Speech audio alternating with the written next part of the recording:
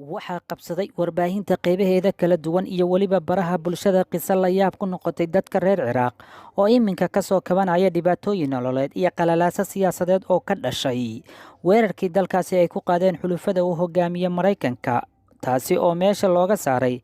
dowladdii madaxweyne Saddam Hussein. qisadan kaliya dadka reer Ciraaq fajicisa kumaysan noqon, balse inta badan bulshada Carabta ayaa la hanfariirtay dhacdadan oo dhowaan soo shaabaxday, taasoo la xiriirto in lamaane reer Ciraaq ah isku guursadeen meherkii ugu qaalsanaa abid oo ay isku guursadaan inta la og yahay lamaane.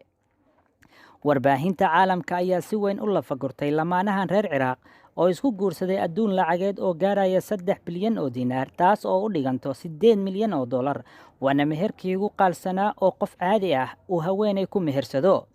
wiilka gabadhan guursaday oo dhashay 1984 ayaa maxkamadda horteeda qalinka ku doogay in meherka xaaskiisa oo dhalatay 1986 uu yahay 8 milyan oo dollar.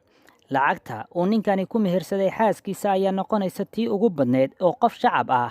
oo aan ka tirsanayn boqortooyo isla markaana aan ahayn ganacsado si weyn loo yaqaano uu gabar ku mehersado, waxayna dood arrintani ka dhex abuurtay baraha bulshada, halkaasi oo si weyn ay dadkii baraha bulshada isticmaalayay arrintani uga falceliyeen.